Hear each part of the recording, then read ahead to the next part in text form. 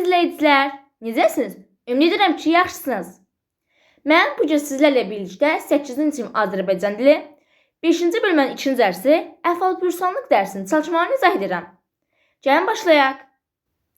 Çalışma 1-də oxumadır, ona görə gəlin çalışma 2-yə başlayaq. Deyir ki, necə düşünürsünüz? Mirzə Ələkbər Sabiri bu şeiri yazmağa hansı səbəblər vadar etmişdi? Mirzə Ələkbər Sabiri bu şeir yazmağa insanların cahilliyi vadar edib ki, insanlar o qədər cahildir ki, qəzet almağı, qəzet almağı, jurnal almağı belə insanlar yəni kafir adı verirlər, baba adı verirlər. Ona görə də insanların cahilliyinə görə bu şeir yazıb. Çalışma 3. Şeirin əsas ideyasını müəyyənləşdirin. Əsas ideyası insanların mədəniyyətdən uzaq olması, cahillikdir. Çalışma 4. Şeirin qəhrəmanlarını Yaxşılıq İtmir hekayəsinin qəhrəmanları İsrafil ağa və Məşədi İbrahimlə müqayisə edin. Hansı nəticəyə gəldiniz? Burada cahillikdən, yaxşılıq itimir də isə yaxşılıqdan danışır. Burada hər birində fərqli mövzulardan danışır.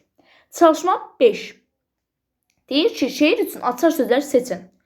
Açar sözlər cahillik, xəbər tutmaq, qəzet, jurnal kimi sözlər əslində ola bilər. Və bir neçə də rus sözlər də buna nümunə ola bilər.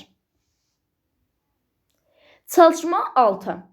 Deyir ki, şkol sözünün mənşəyini müəyyənləşdirin. Şeirdə işləmə şərtini izah edin. Rus sözüdür, məktəb deməkdir. Baxın, şkola rus ilə məktəb deməkdir. Burada da şkol deyir. Yəni şkol, məktəb mənasındadır ki, oğlun məktəbə göndərir. Bu mənadadır. Çalışma 7. Baba sözünün mənasını aydınlaşdırın, ona yaxın mənalı söz tapın. Baba kafir, imansız mənasında yaxın sözlərdə buna aid ola bilər. Həm mənasında, həm də yaxın sözlər buna aiddir. Yaxın mənalı söz. Çalışma 8.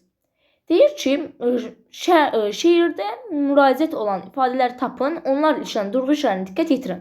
Onlarla işlənən vergildir və mən yalnız birini tapdım, Məşədi sözünə. Məşədi burada müraciət mənasındadır. Çalışma 9. Molla Nəsrəddin jurnalının 16 iyun 1906-cı il tarixli nömrəsində götürülmüş bu elan hansı müraciət bildirən söz artıqsa yerinə düşər. Burada deyir ki, Bakıda yeni üsul ilə çöp çıxardan arvad əmələ gəlmişdir. Burada biz belə eləyə bilərik ki, nə eşitsəm yaxşıdır? Bakıda yeni üsul ilə çöp çıxardan arvad gəlib. Yəni burada nə eşitsəm yaxşıdır əlavə etsə, yəni heç bir xələl gəlməz, yerinə düşər də. Çalışma 10. Xitabların ifadə vasitələrini müəyyənləşdirin. Gəlin və durğu işarələri diqqətdən buraxılıb onları bərpa edin deyir. Gəlin 1-də başlayaq. Möhtərəm prezident söz birləşməsi ilə ifadə olunub. Azərbaycan əsrarı söz birləşməsi ilə ifadə olunub. Bülbül söz birləşməsi ilə ifadə olunub. Vidadə söz birləşməsi ilə ifadə olunub. Ciyərim, daha doğrusu sözlə ifadə olunub. Ciyərim söz ilə ifadə olunub. Ustad söz ilə ifadə olunub. Hörmətli internet səhifə istifadəçiləri isə söz birləşməsi ilə ifadə olunub. Çalışma 11. Deyir ki, Azərbaycan Respublikasının prezidenti İlham Əliyevin nitqindən verilmiş bu hissəni oxuyun. Orada səslənən fikirlə Bəxtiyar Vahabzadənin ana dili şeirindəki fikirləri əlaqələndirin. Hansı qənaətə gəldiniz? Hər ikisini oxudum və bunu başa düşdüm. Hər ikisini ana dilimizdən danışır. Hər ikisini ana dilimizdə oxumaqdan, onu qorumaqdan danışır. Nə qədər gözəl olduğundan, ana dilimizin nə qədər qiymətli olmasından danışır. Bu da belə. Çalışma 12-də oxuyub nəticə çıxarmaqdır ki, yəni dilimizi qoruyaq. Çalışma 13-də isə deyir, dialoqu nəqli mətn şəklində yazın. Bu da yəni dialoqu yenidən yazmaqdır. Çalışma 14-ə gəlin keçək.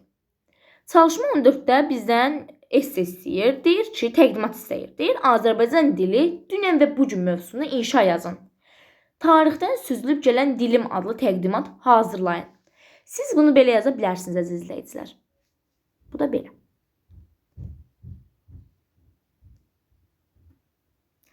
Və əziz izləyicilər, əhval-pürsanlıq dərsinin izah qutardı. Sağ olun əziz izləyicilər.